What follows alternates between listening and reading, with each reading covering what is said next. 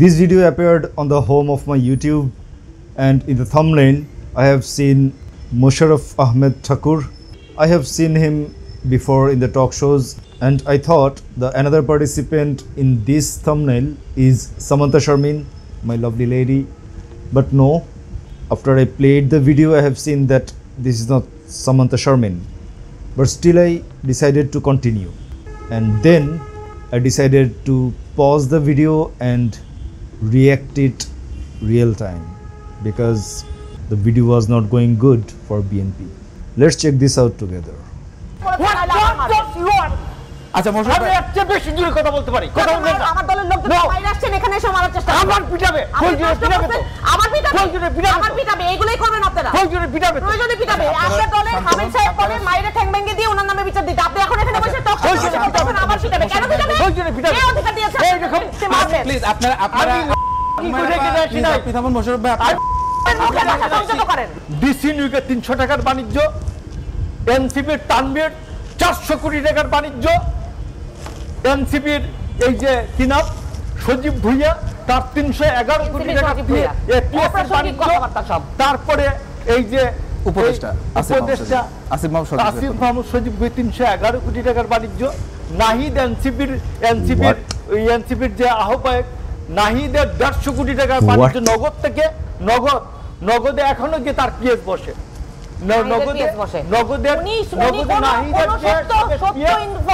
একজন একটা জিনিস তার পজিশন অনুযায়ী সে পায়, দরখাস্ত করেছে পায়নি, সুবিধাভোগী হলো কিভাবে? রুমিন ফারহানা আওয়ামী লীগের কিভাবে সুবিধাভোগী?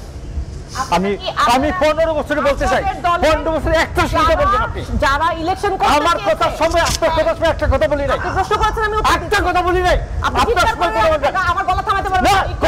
আমার দলের লোকজন বাইরে আসছেন, এখানে এসে মারার চেষ্টা করছেন। আমার পিটাবে। কই জোরে পিটাবে তো।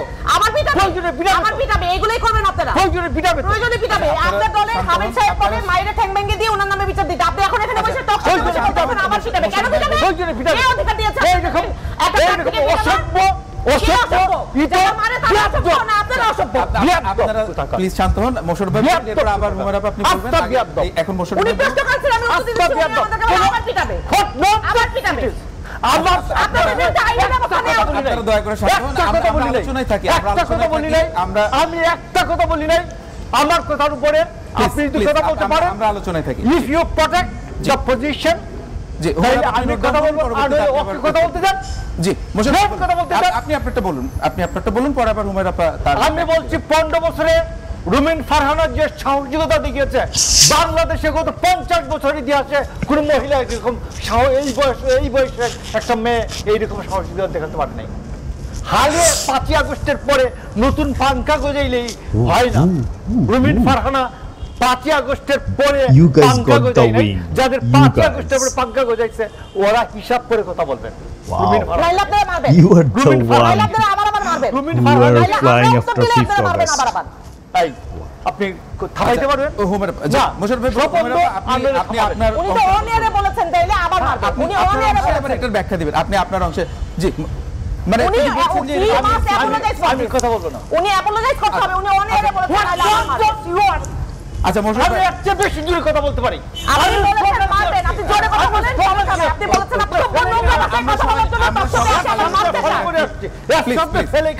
আচ্ছা দর্শকরা দেখছে, তারা আসলে কি বার্তা পাবে এখান থেকে? মানে আমাদের এই আলোচনার মধ্যে ওই গড়ে অনলাইনে এসে গালি দিচ্ছে একদম সবাই একদম। আপনি তাকে থামাবেন, আমি কথা বলবো।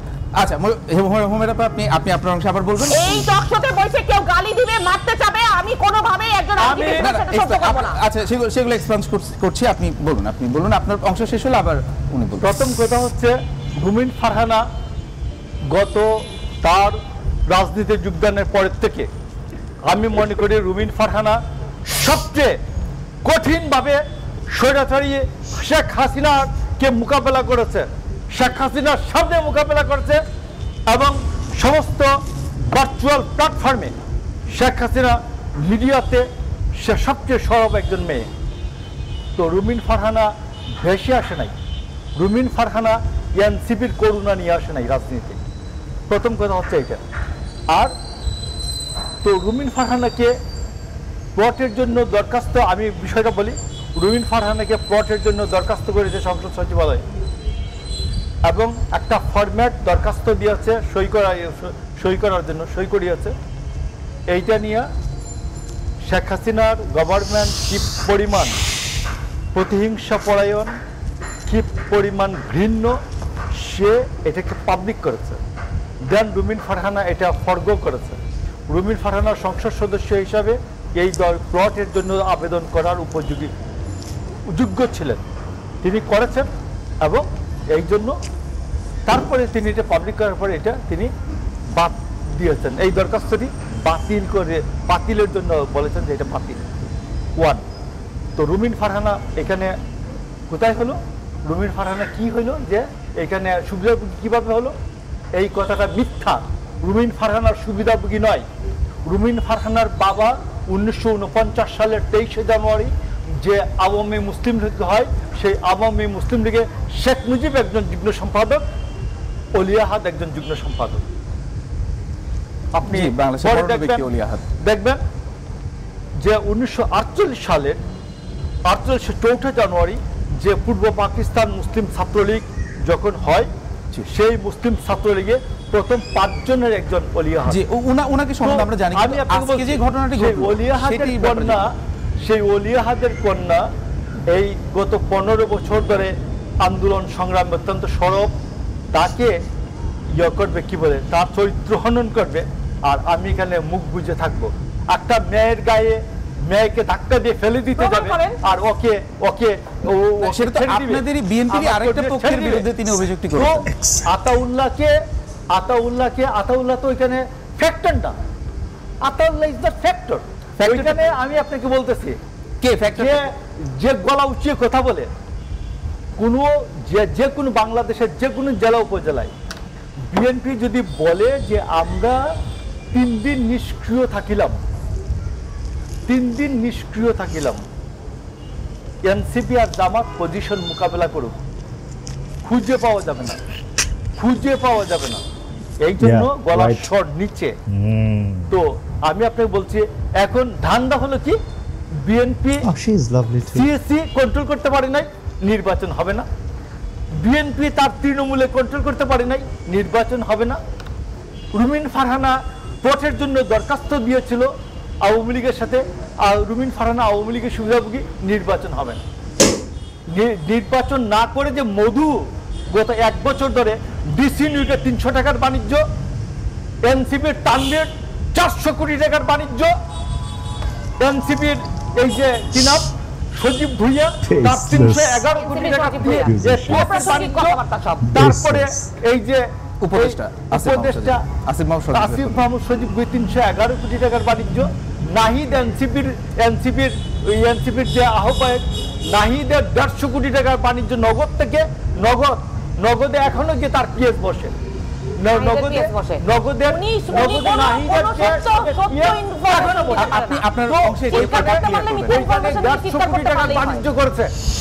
আগামীতে নির্বাচন হলে এই সবগুলি অন্তত 10 বছর জেলে থাকবে। এই জন্য নির্বাচন চায় না। আর গলা উঁচিয়ে বলে নির্বাচন হবে না, নির্বাচন করা যাবে না। এই তৃণমূলে বিএনপির কন্ট্রোল নেই, নির্বাচন করা যাবে না। পুলিশের কন্ট্রোল নেই, নির্বাচন করা যাবে না। কি মধু, এই মধু বাংলাদেশে খাওয়ার সময় বেশি দিন থাকবে। The NCP leaders will stay in jail for 10 years after election. Thanks for admitting that you don't even care that what people did, what these guys did in July, August 2024. Wow, BNP. And this Musharraf Ahmed Thakur guy, he is a teacher too.